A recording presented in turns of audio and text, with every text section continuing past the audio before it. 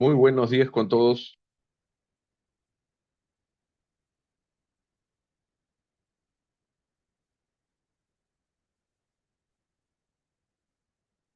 ¿Qué tal? Buen día. Bienvenidos a la sesión número 6. Ya el día de hoy cerramos este curso. A ver, ¿qué es lo que tenemos que hacer el día de hoy?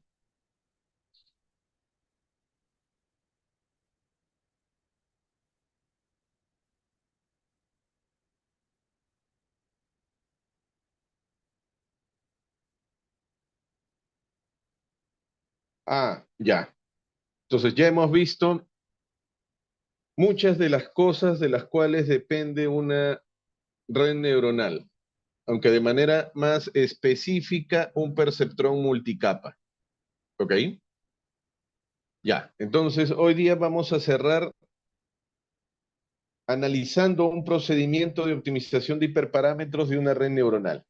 ¿Ok? Ya, muy bien. Ya, eso es lo que tenemos que hacer.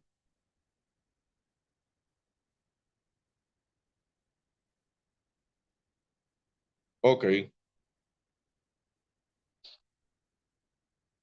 bueno, al parecer en una hora, porque el curso es de 16 horas.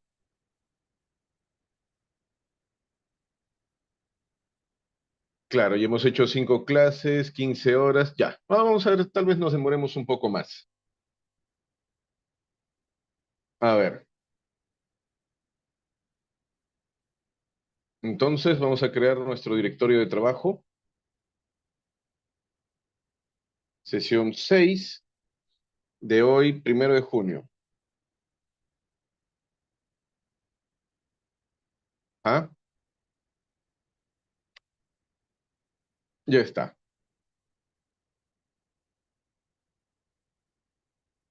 Entonces, vamos a crear nuestro script.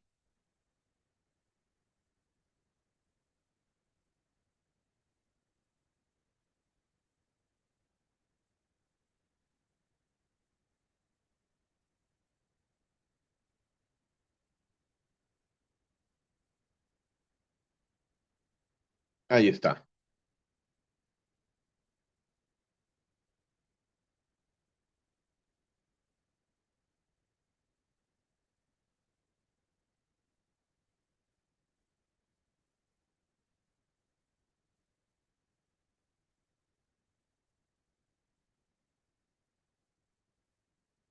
Entonces será script 01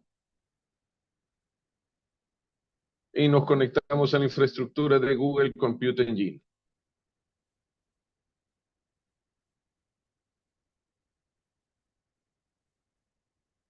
A ver,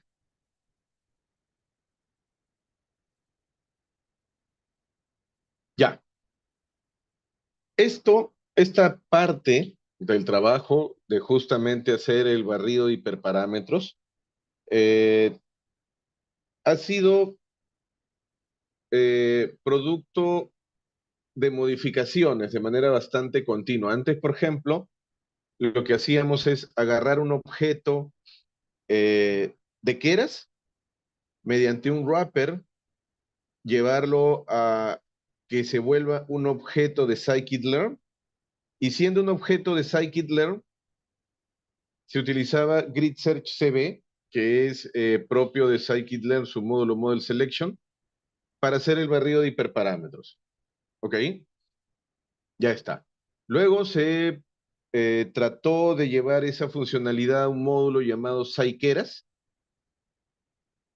para tratar de mejorar la manera de trabajar. Y al final, la gente de TensorFlow, la gente de Keras, que la mayoría son de Google, optaron por crear su propia versión para hacer un barrido de hiperparámetros. ¿Ok? Entonces, eso es lo que vamos a aprender a usar. La versión para hacer un barrido de hiperparámetros propia de Keras.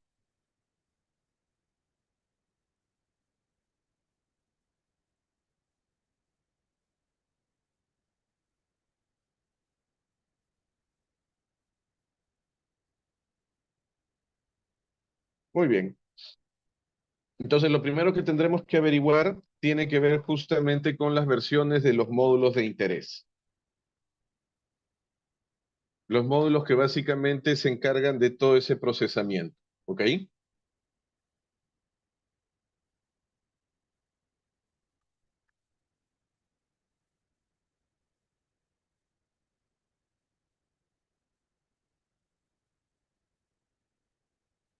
Ya está. Entonces, lo primero que tendríamos que averiguar es qué versión de TensorFlow tiene esta pequeña computadora.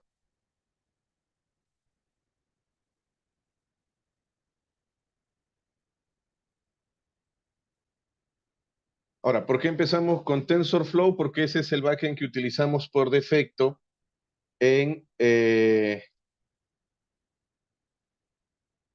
Keras. ¿Ok? Ese es el backend que utilizamos por defecto en Keras. Ya está.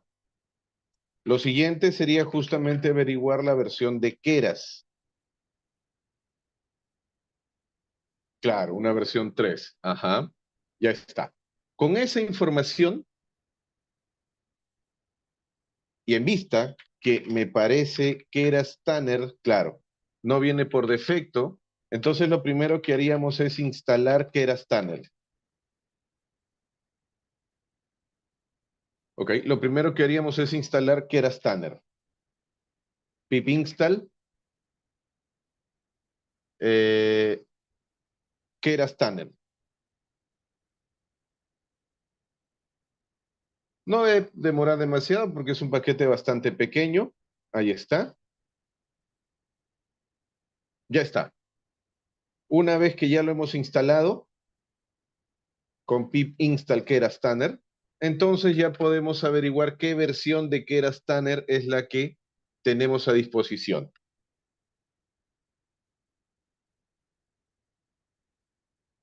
Igual, ¿no? Primero importaríamos el módulo y luego le aplicaríamos ese método o atributo especial version. Estaríamos utilizando la versión 1.4.8. ¿Ok? Ya. Acá, en este paquetito también hubo bastante cambio cuando se pasó a la versión 1. ¿Ok? Igual, lo que se mantiene es la lógica, el razonamiento. Eso es lo que se mantiene. Que alguna funcionalidad cambie de un determinado submódulo a otro, ya eso es secundario. ¿Ok? Lo que debe de estar claro es qué es lo que buscamos hacer. Ya está. Muy bien. Entonces, ahora sí, partamos por módulos y datos.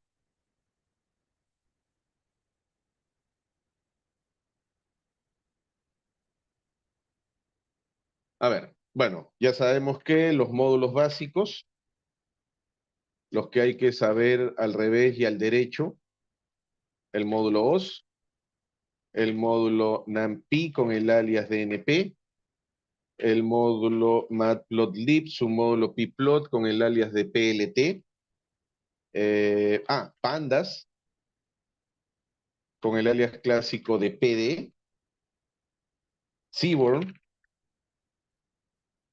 con el alias de SNS, luego la paquetería que utilizamos de scikit-learn, básicamente train test split y metrics. El primero de ellos perteneciente al submódulo model selection y todo el submódulo metrics. Ya está. Luego, las dos clases que necesitamos de Keras. Por el lado de Deep Learning, proveniente de Keras, necesitamos la clase Sequential que pertenece al submódulo Models. De Keras, submódulo Models, importamos Sequential. ¿Qué más? Ya. Y la clase Dense del submódulo Layers.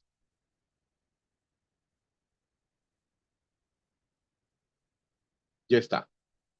¿Ok? Acto seguido ya podemos cargar Keras Tanner,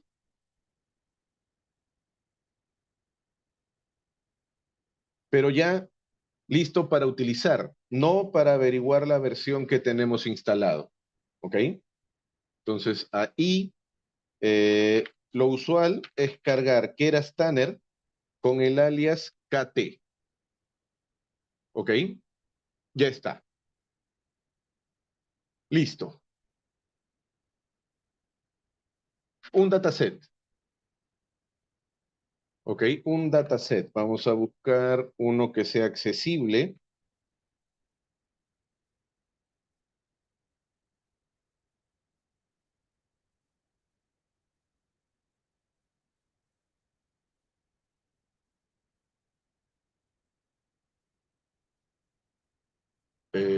A ver, para un problema de regresión, un house price. Ya está. Entonces, esta URL se las voy a compartir por el chat. Para todos, ya está.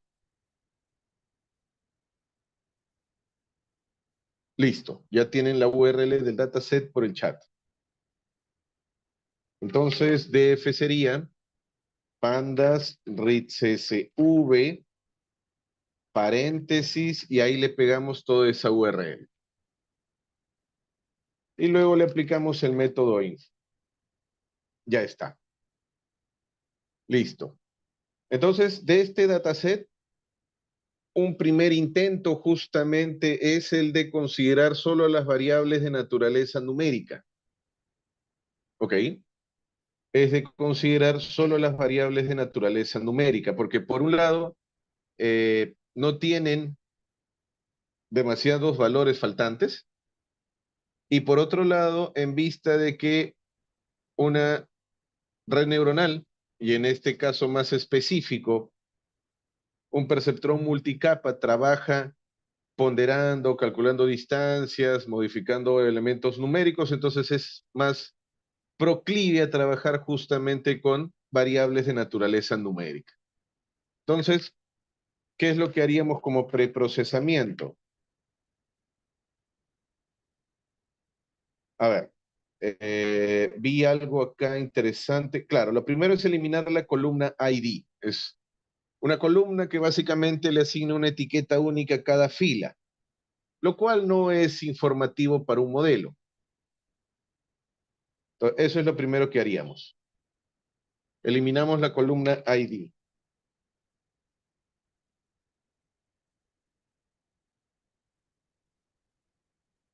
Ya está. DF sería df.ilog en filas todas, en columnas desde la segunda hasta el final.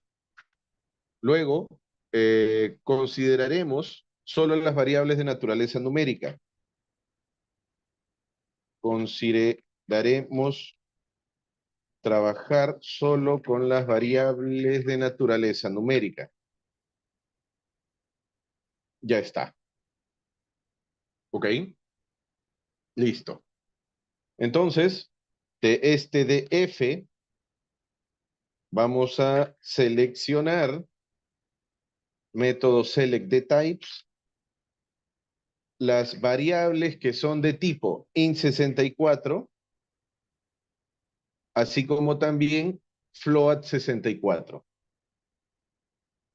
¿Ok? Como bien nos lo confirma el método info. Tenemos 3 variables de tipo float64 y 35 variables de tipo int64. Ya está. Entonces, ese sería el data frame con el que trabajaríamos. A ese data frame le vamos a poner de nombre dfnum. Entonces, como es de esperar, si yo le aplico el método info, efectivamente, solo variables de naturaleza numérica. ¿Ok? Ya está. Pero con una alta probabilidad, esas variables de naturaleza numérica eh, tal vez tengan valores faltantes. ¿Ok?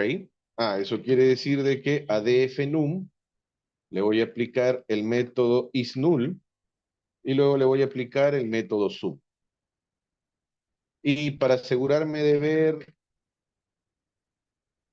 de manera ordenada, vamos a aplicarle el método valueCounts con el argumento ascending en false.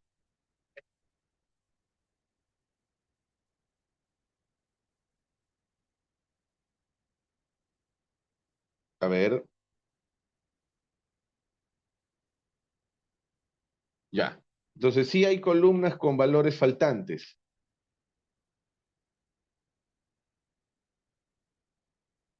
Claro, como podemos ver claramente, ¿no? Hay columnas con valores faltantes. Ya. Entonces, como son pocos, como son, como hay pocos valores faltantes en este data frame, vamos a hacer algo bastante directo. Vamos a rellenar esos valores faltantes con la media de cada una de las columnas. Rellenamos los valores faltantes con la media de cada columna. Ya está. Entonces vamos a actualizar dfnum como resultado de aplicarle el método fillNA del argumento min. Y así le decimos que rellene los valores faltantes con la media de cada columna. Ya está. Una vez hecho esto, ya podríamos definir quiénes son nuestras variables independientes, quién es la variable dependiente y hacer el particionado.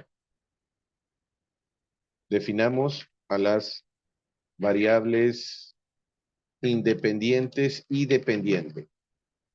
X sería todas las columnas excepto la última, que es sale price. Entonces, de dfnum, mediante el atributo iloc, en filas todas y en columna todas excepto la última. Y variable dependiente es la columna sale price. Ya está. Con esto ya podemos particionar. Eso quiere decir de que vamos a obtener xtrain, xtest, ytrain e ytest a partir de la función train test split. Acá le tengo que especificar x, y qué porcentaje de los datos vamos a utilizar para entrenar el modelo. ¿Ok? Le puedo poner el 92%. Ya está. Listo. Acá, ¿qué pasó? iloc, faltó la C.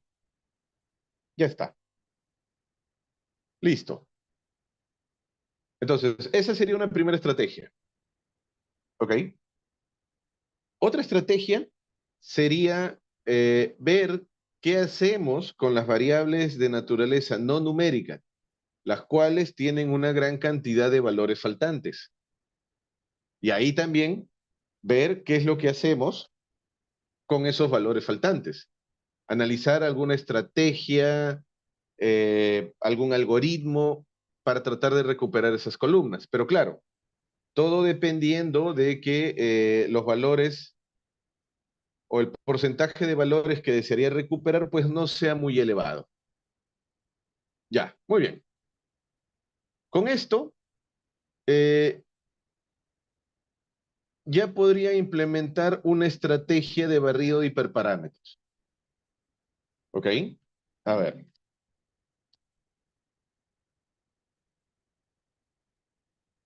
Ya podría implementar una estrategia de barrido de hiperparámetros. ¿Ok? Claro. Con Keras Tanner. Cambia un poquito la estrategia clásica. ¿Ok? Cambia un poquito la estrategia clásica.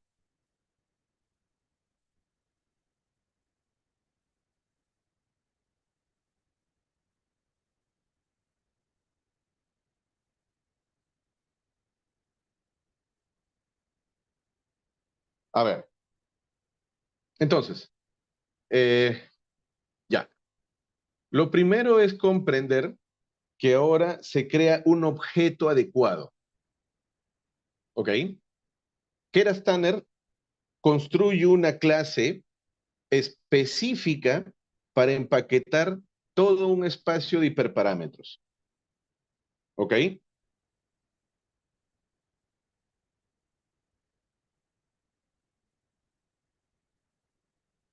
Ya está. Esa clase, por ejemplo, antiguamente lo empaquetábamos en un diccionario. Ahora se empaqueta en esa clase, ¿ok? Y nos permite justamente tener hiperparámetros con determinada naturaleza. Esa clase me permite tener un hiperparámetro entero, ¿ok? Un hiperparámetro punto flotante, un hiperparámetro para valores discretos, un hiperparámetro para valores booleanos, un hiperparámetro para valores fijos, es decir, no optimizable, ¿ok? Y eso justamente permite gestionar una lógica de dependencias. En realidad, se podría hacer antiguamente con un diccionario que dentro podía tener muchos diccionarios y diseñar una estrategia un poco engorrosa, pero justamente esta clase es la que permite eh, quitar esa dificultad y hacerlo de manera más transparente mediante una clase específica, ¿ok?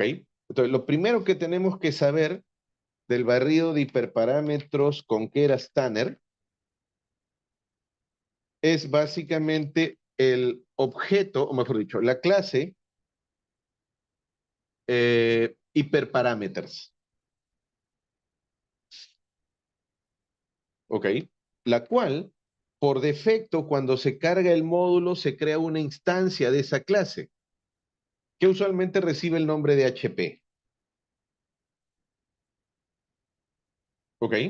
Ya está. Entonces, por eso es que cuando uno lee la documentación, a veces ve ejemplos en Internet, eh, ve que utilizan un objeto HP, pero en ningún momento lo definen. Claro, eso es porque en realidad lo que están usando es algo que por defecto ya carga que era Tanner. ¿Ok? A ver,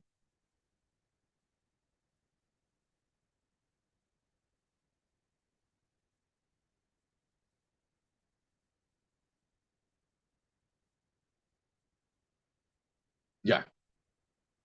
Es más, podemos eh, instanciar una de esas clases. Vamos a crear un objeto HP que sería de Keras, clase hiperparameters. ¿Ok?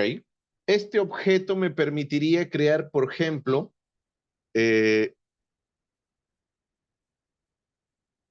un conjunto de valores de tipo entero. Es decir, yo puedo crear a ese objeto HP clase int que para un argumento número de capas, yo le puedo decir que vaya desde 1 hasta 20 con saltos de uno en uno. Y si a ese objeto le aplico guión bajo space, sí, ajá, voy a obtener justamente ese objeto que está empaquetado en una lista. Entonces, para cada uno de esos valores, yo voy a poder hacer un barrido de hiperparámetros. Y así como puedo crear un espacio para un hiperparámetro con valores enteros, también podría crear un espacio para hiperparámetros de tipo punto flotante. Por ejemplo, para el learning rate, que es algo propio de los métodos de optimización. Acá yo podría decirle que el min value es 0.5, que el max value es 0.99 y que el step sea pues de 0.001.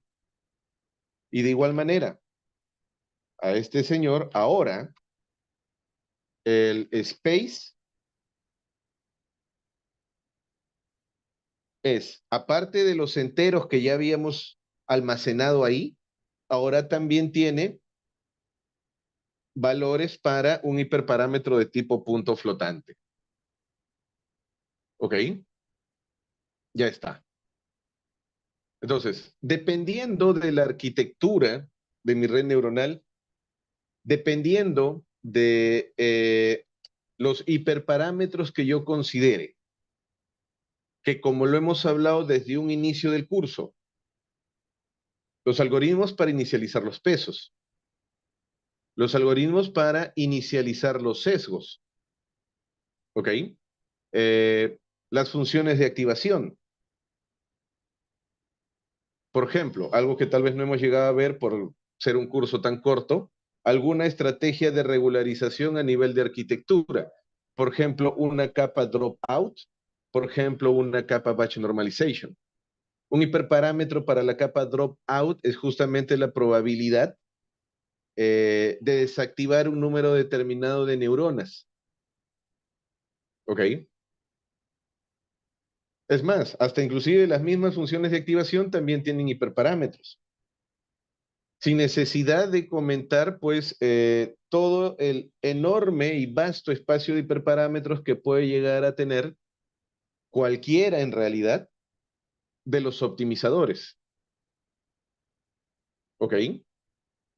Entonces, esto en realidad es muy profundo. Recuerden, el objetivo es eh, obtener, devolver a mi jefe, a mi cliente, una red que no solo tenga un buen poder predictivo, en realidad lo primero es asegurar un buen poder predictivo. ¿Ok? Esa es la primera. Lo segundo es asegurar una estabilidad. Claro, de nada me sirve de que para algunas observaciones el indicador de calidad, por ejemplo, el MAPE, sea 0.05, 0.06, 0.035, hasta tal vez un 0.01. ¿Ok? Y que luego de 2 semanas, pues el MAPE sea 0.18, 0.19, 0.15, 0.24 y luego nuevamente baje 0.05, 0.03. Ya ahí no hay mucha estabilidad, ¿ok? Por eso es que lo primero es un modelo con un buen indicador de calidad. Luego analizar la estabilidad de ese indicador de calidad. Y finalmente, un buen poder de generalización.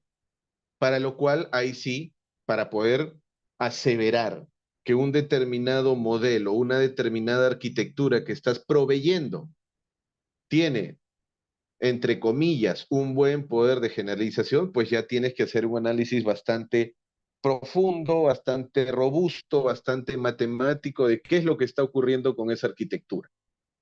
¿Ok? Entonces, como lo hemos dicho desde la primera clase, como no sé cuántas capas ocultas debe de tener ese perceptrón multicapa, como no sé cuántas neuronas debe de tener cada una de esas capas ocultas, o qué función de activación utilizar, o qué estrategia de regularización utilizar, o qué método de optimización utilizar, o qué hiperparámetros para determinado método de optimización utilizar. Por eso es que, como lo hemos dicho desde un primer día de clases, esto requiere una gran cantidad de experimentación. Por eso es que los modelos, ni siquiera los modelos grandes que hoy en día podemos ver, ¿no? Me parece haber escuchado que la versión 2 de ChatGPT costó más de 5 millones de dólares de procesamiento, solo procesamiento, o sea, ni siquiera lo que hay que pagar a los investigadores, lo que hay que pagar a los programadores, lo que hay que pagar a los testers, no, solo procesamiento, ¿ok? Ya está. Entonces, vamos a construir una función, ¿ok? Vamos a construir una función que devuelva una instancia de la clase sequential, que justamente considere barrer un conjunto de hiperparámetros. Entonces, vamos a construir una función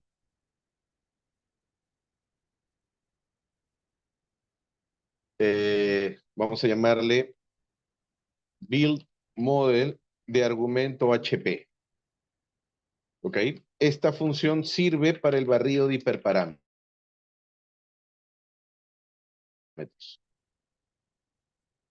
Ya está. Ah, ya. Como es una función, empezamos. Palabra reservada def. ¿Ok? Palabra reservada def. Ya está. Nombre de la función. Build model. De argumento HP.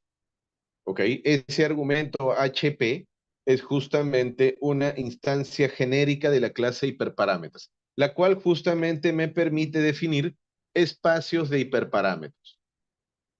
Muy bien. Entonces, esta función de primera mano lo que me debe devolver es un objeto instancia de la clase sequential. Por eso lo primero que vamos a hacer es definir ese modelo. Una instancia de sequential. ¿Ok? Ya está. Luego podemos considerar justamente agregar capas ocultas de manera dinámica considerando hiperparámetros. ¿Ok? Capas ocultas de manera dinámica considerando hiperparámetros. Ya. A ver. Las posibles capas ocultas que vamos a considerar. ¿Ok? Lo voy a llamar la variable numlayers. Esas variables, como es de esperar, deben de ser de tipo entero. ¿Ok? 1, 2, 10, 30 capas, obviamente, son valores enteros. Ah, ya. Eso lo voy a considerar con la etiqueta numlayers. Valores, por ejemplo, desde 1 hasta 5, con saltos de 1 en 1. Algo que también hay que mencionar, y es algo que se ha estudiado bastante a lo largo del tiempo, es que para datos estructurados, que es lo que tenemos nosotros en DFNUM, la capa no debe de ser muy profunda. Es decir, no debe de tener demasiadas capas ocultas. ¿Ok? La red no es necesario que tenga demasiadas capas ocultas. ¿Ok? Tampoco es necesario que sea muy ancha. Es decir, esas capas ocultas no tienen por qué tener 10.000 neuronas, 5.000 neuronas. No. ¿Ok? Ya está. Entonces, dicho eso, podemos diseñar justamente esa estrategia. Entonces, para cada una de estas capas, es más, vamos a hacerlo algo pequeño como para que nos permita obtener resultados en clase en tiempo real. Entonces, para cada una de esas capas, eh, ya, y ahí la memoria me falla. Si yo le doy, por ejemplo, de 1 a 3 con saltos de 1 en 1,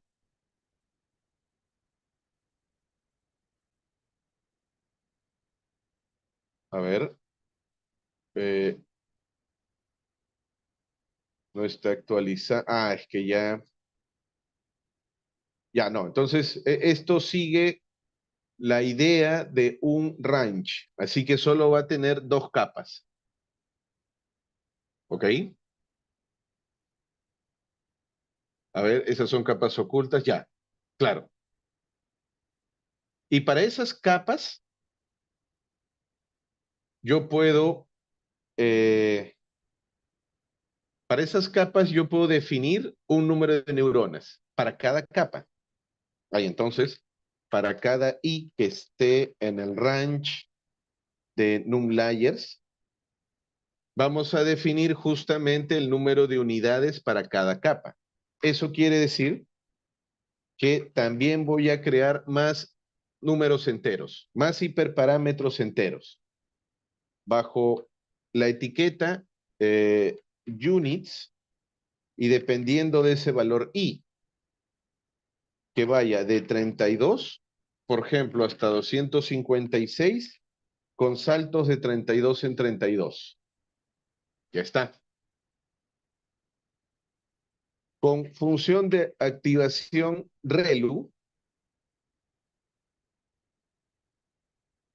¿ok? Con función de activación ReLU, eh, y con un inicializador específico. Ya, entonces, el kernel initializer también sería, no, bueno, eso ya no sería un entero, ya tengo que elegir, ¿ok? Entonces, un fstring, el inicializador iésimo puede tomar, por ejemplo, un algoritmo random normal, un algoritmo random uniform, un algoritmo Glorot normal y un algoritmo HE normal. Ya está. ¿Ok? Listo. Pero todos estos van a estar dentro de una clase dense, la cual va a ser agregada justamente a nuestro perceptrón. La cual va a ser agregada justamente a nuestro perceptrón. Ya está. Entonces, esto define el conjunto de capas ocultas. Estamos considerando números de capa distintos, números de neurona distintos, la misma función de activación para todas y diferentes inicializadores. Ya está. Después de ello, ya tenemos que definir la capa de salida. Después de ello ya tenemos que definir la capa de salida. Entonces, a model, método add, le vamos a agregar una capa con una única neurona. ¿Ok? Aunque también podemos ser más específicos, ¿no? Decirle que la función de activación de esta capa sea lineal. Ya está. Una vez que ya definimos esa capa de salida, ya podemos compilar el modelo. Es decir, a ese objeto model le vamos a aplicar el método compile. Y aquí mínimamente especificamos tres cosas.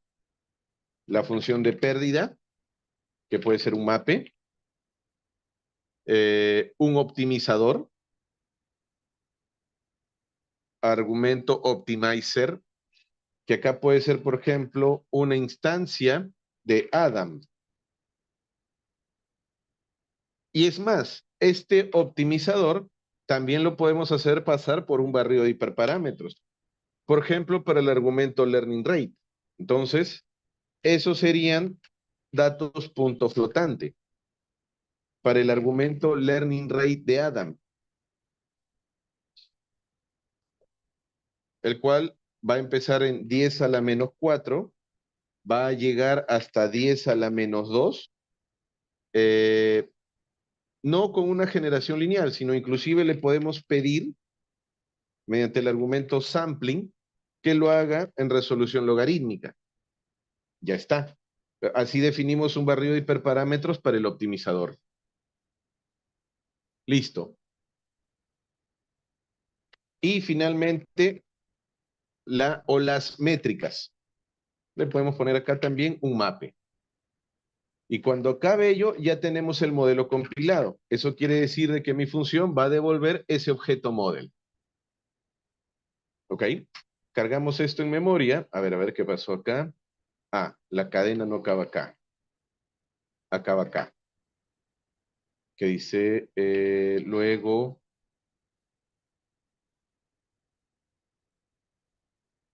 a la clase dense. Ajá, a la clase dense.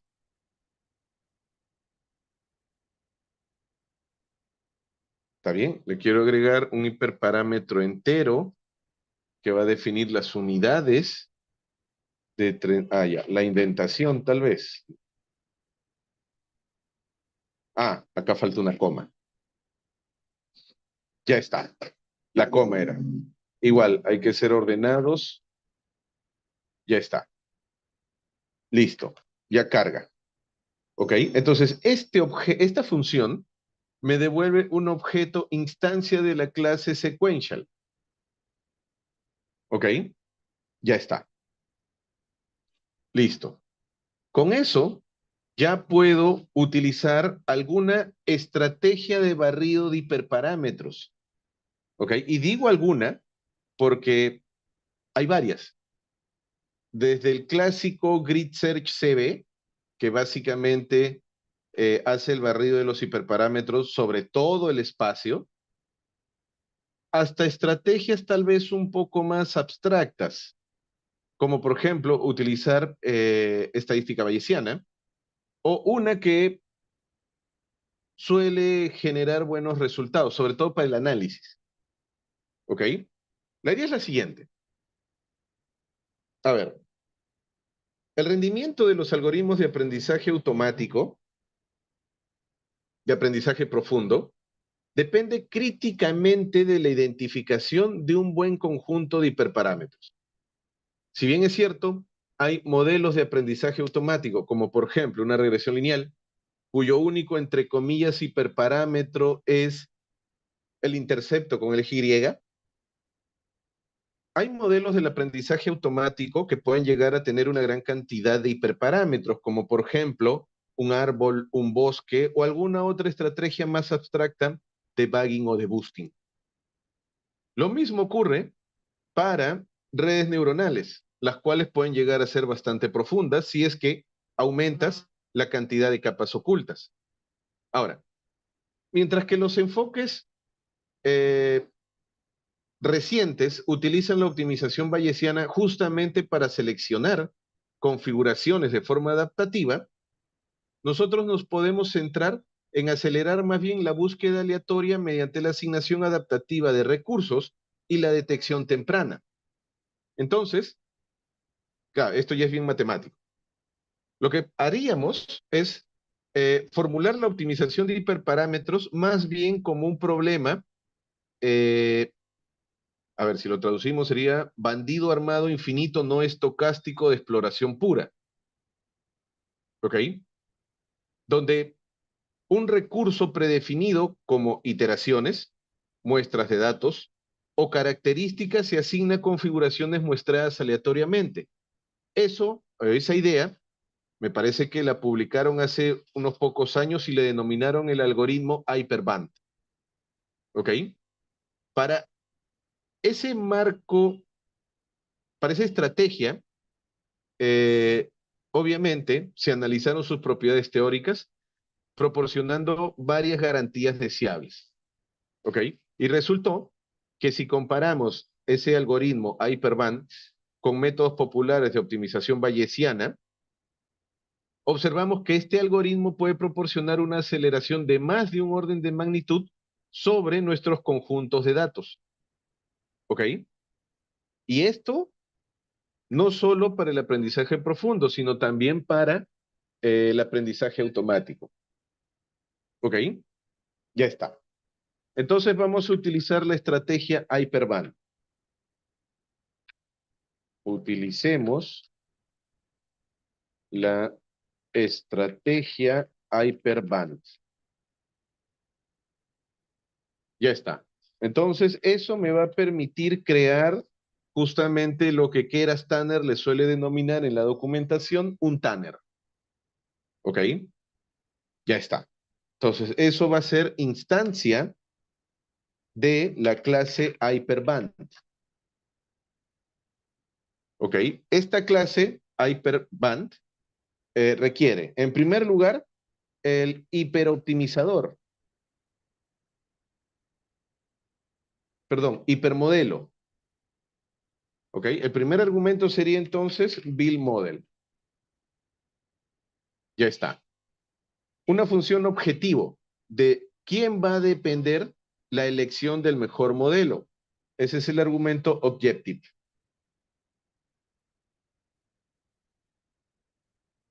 Nosotros podemos considerar, por ejemplo, la pérdida en validación, val loss, ¿ok? O val mae, ya está. Eh, podemos definir también el número máximo de épocas, ¿ok? Para ver resultados en 5. Podemos definir también el factor. Ya esto tiene que ver con la formulación matemática estocástica del algoritmo. Valores adecuados son entre 2 y 5.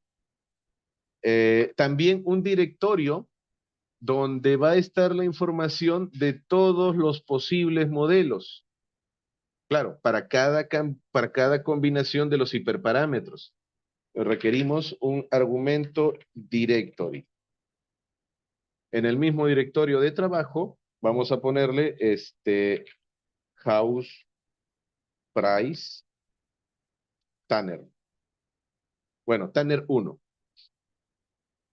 Y un nombre de proyecto. Project name. Que sea, por ejemplo, house price Tanning. Ya está. Y siempre es bueno un argumento override igual a true. De tal manera de que si en nuestra primera ejecución hay un error, a la siguiente podamos empezar desde cero. Ya, pero esto solo configura el experimento. A ver, hay un error. ¿Qué dice? Float. Ah, ya, name float. Ah, puse una coma en la función en vez de un puntito. Acá. Ya está. Ahora sí. Esto solo configura la estrategia del barrido. ¿Ok? Si yo deseo ejecutar el barrido,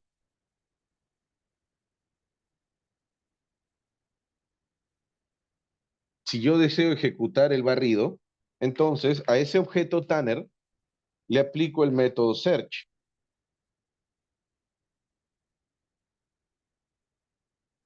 ¿Ok? Y aquí es donde le especifico. ¿Sabes qué? Vas a utilizar a Xtrain, vas a utilizar a Ytrain, vas a utilizar un número de épocas igual a 5. Vas a considerar separar el 20% de los datos para validar. Por eso es que tiene un argumento validation split. ¿Ok? Y que queremos ver qué es lo que hace. Ya está. ¿Ok? Ya está. Listo. Entonces, esta celda configura y esta celda ya ejecuta. ¿Ok? Ya ejecuta cada una de esas posibles combinaciones de hiperparámetros. Claro, le hemos puesto una pequeña cantidad de épocas. ¿Ok?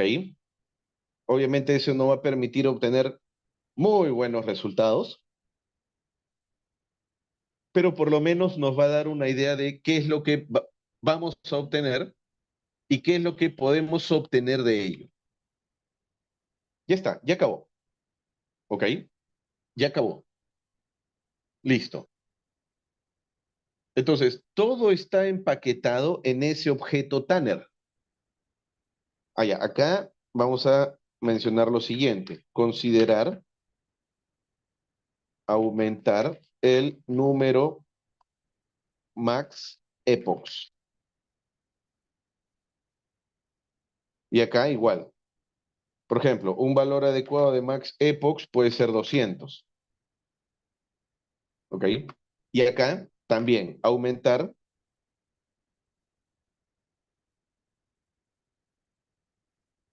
el argumento epochs mínimamente a 100.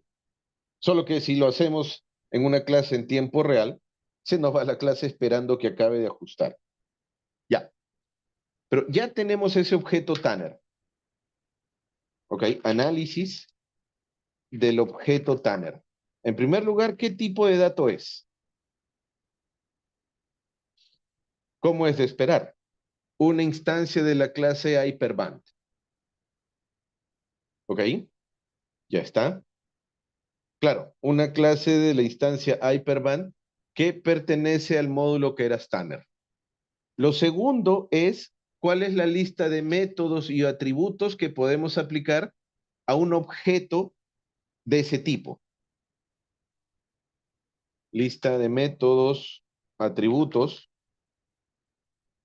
que podemos aplicar a un objeto de tipo todo eso.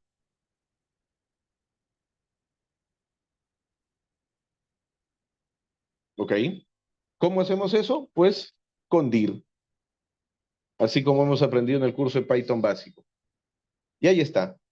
Claro, ¿no? De estos, como bien ya lo hemos aprendido, básicamente me interesan aquellos que están escritos en minúsculas y que no tienen guiones bajos al inicio y o al final.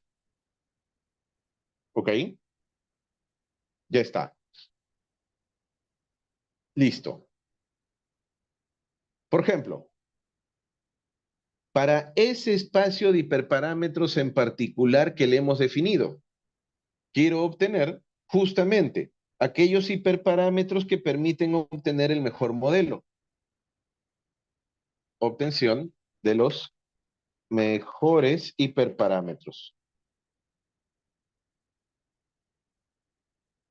Ya está. Entonces, eso será a Tanner aplicarle el método get best hiperparameters.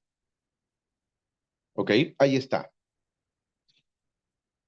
Listo. Ah, pero esto también lo puedo hacer para un determinado experimento. ¿Ok? O para dos determinados experimentos. O para tres experimentos. ¿Ok? Ya está. Entonces, para un determinado experimento, yo obtengo justamente una instancia de esa clase hiperparámetros. ¿Ok? Si a este objeto, por ejemplo, yo lo almaceno en una variable, ves hiperparámetros. ¿Ok? Este objeto, a su vez, tiene un atributo, no, un método llamado get. Claro. Ese método llamado get me permite obtener cada uno de esos hiperparámetros que he configurado, como por ejemplo numlayers. Ah, ya. Como por ejemplo, eh, ¿cuál es el learning rate del método de optimización? Que nosotros mismos le hemos llamado learning rate, para que haya concordancia. A ver qué pasó acá. Ya, dice que no existe. ¿Ok? Dice que no existe. A ver, tal vez lo escribí mal. ¿Dónde estás? Acá. Learning rate. Ya. Creo que lo he escrito bien. Ah, learning date. Ya está. Ahí está. Entonces, de todos los valores para ese hiperparámetro, ese valor es el que permite obtener los mejores resultados. ¿Ok? Lo cual calza con la teoría. La teoría dice que mientras más pequeño, aumentas la probabilidad de encontrar un mejor mínimo local. Difícilmente encontramos el mínimo global, pero si achicas el learning rate, la teoría dice que aumentas la probabilidad de encontrar un mejor mínimo local. ¿Ok? O por ejemplo, las neuronas, ¿ves? HPs, método get. ¿Qué formato le pusimos a las neuronas? Ah, ya, units guión bajo, ya. Entonces, ¿cuántas neuronas, por ejemplo, en la primera capa oculta? Índice cero. A ver, units. Ah, no, debe ser como cadena de caracteres, pues. Ahí está. Para la segunda capa oculta, ahí está.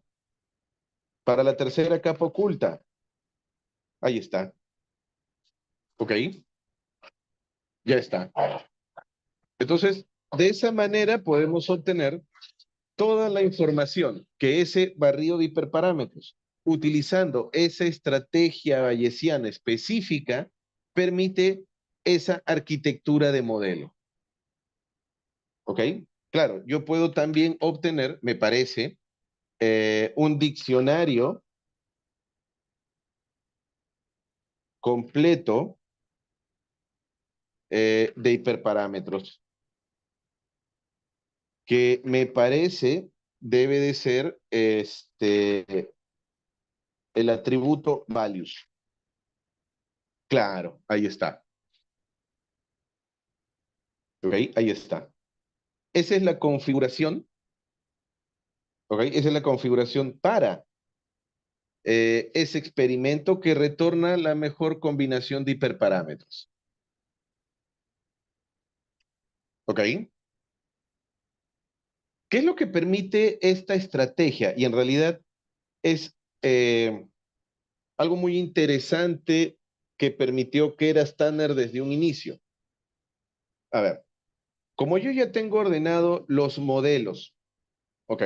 Como yo ya tengo ordenado los modelos por experimento y por orden de acuerdo al indicador de calidad, entonces yo puedo utilizar una estrategia ensemble, ¿no? Así como los bosques aleatorios se forman combinando árboles de decisión, yo puedo hacer e implementar una estrategia similar con los mejores modelos, con los 5 mejores, con los 3 mejores. ¿Ok? Se puede hacer eso. Claro, habría que analizar justamente similar a una estrategia de bagging, cuáles serían las ventajas de hacer eso. Y en realidad eso hoy en día es bastante común. ¿Ok? Hacer un ensemble de perceptrones multicapa. Claro, al igual que el estudio de Leo Breiman, hay que definir, hay que diseñar una estrategia de cómo juntar esos pronósticos de cada uno de estos perceptrones multicapa para que ese ensemble de perceptrones multicapa devuelva justamente sus pronósticos. ¿Ok? Por eso sirve bastante leer el libro de Breiman, porque ahí te explica cómo analiza la parte matemática de combinar varios árboles para obtener lo que el ensemble, en ese caso, un bosque aleatorio, devuelve como pronóstico, así como también las propiedades estadísticas que llegan a tener esos pronósticos. El tema de varianza, que es la más importante. ¿Ok? Listo. Muy bien, nos alcanzó el tiempo preciso. Nos alcanzó el tiempo preciso. Entonces, esto es solo el punto de partida. Hemos aprendido a diseñar, hemos aprendido a compilar, hemos aprendido a seleccionar, hemos aprendido a analizar, que valgan verdades. Para estos modelos es lo primordial, ¿ok? Y ya sabemos una estrategia para hacer un barrido de hiperparámetros, ¿ok? Listo. Entonces, ahí nos estaríamos quedando. Eh, Mañana es el cuarto test, ¿ok? Mañana es el cuarto test y el final es el 4 de junio, ¿ok? El final es el 4 de junio. Y solo, única y exclusivamente para los que no han podido dar alguna evaluación, el 8 de junio, es decir, el próximo lunes, se reaperturan las evaluaciones. Pero ojo, como bien marcan las reglas, solo para los que no han podido dar. Esto no es para subir nota, es simple y llanamente para los que no han podido dar. ¿Ok? Pregunta por acá. El tema de el pago del certificado. Ya, ahí sí, eso escapa de mi control. Para eso le pueden escribir a Maday y su equipo, por eso es que al final del brochure aparecen algunos medios de contacto. ¿Ok? Con eso sí no los puedo ayudar, pero ellos sí se encargan de todo eso. ¿Ok? Ajá, otra pregunta. Sí, aprendimos a la mala este es el noveno PIT, ¿no? Ya hace varios años que los exámenes tienen que ser similares a los test. Son miles de alumnos, es imposible que sea de otra manera. ¿Ok? Listo, ya está. Entonces, ahí nos quedamos. Espero que el curso les haya parecido interesante. Espero que les sirva como punto de partida y que le puedan sacar provecho. Otra pregunta, a ver. Un curso más profundo, ya. OTI Uni, CETIC, aparte de tener los cursos PIT, también tiene programas de especialización. ¿Ok? Esos programas de especialización obviamente son muchísimo más amplios y justamente el hecho de que sean más amplios permite desarrollar muchísima mayor profundidad. ¿Ok? Otra pregunta, a ver, ¿cuántas preguntas? Mira, la verdad, mi estrategia es la que expliqué el primer día. Yo repaso la grabación, repaso los scripts y a partir de ahí mi cabeza comienza a generar preguntas. ¿Ok? Por eso es que a veces viene 5, a veces viene 10, a veces viene 15. En realidad es dependiendo de lo que se ha desarrollado en el curso. Y eso es algo que se dijo desde la primera clase. Las evaluaciones vienen única y exclusivamente de lo que veamos en el curso. ¿Ok? Buena pregunta. Sí, eh, pueden optar por el certificado, lo cual tiene sus reglas. La más importante es haber aprobado o tener un promedio superior, me parece, a 12 o 14. Pero si es que no llegaron a ese promedio de 12 o 14, entonces optan por la constancia. ¿Ok? Hay esas dos formas. Sí, las grabaciones se quedan en el aula virtual. No sé cuánto tiempo, pero sí se quedan un tiempo prudencial. Los scripts yo también los dejo en el aula virtual. ¿Ok? Listo. Bueno, entonces ahí quedaría mi participación. Espero que les haya agradado el curso. No, claro, exacto. No es muy común encontrar un curso que con tan poco tiempo llegue a tal nivel de profundidad. ¿Ok? Pero bueno, es básicamente mi experiencia haciendo estas cosas. Listo. Excelente día con todos. Espero que no se queden solo en este curso del PIT. Aprovechen. Es una gran oportunidad lo que hace la uni y nada, pues hasta otra próxima oportunidad. Buen día con todos. Hasta luego.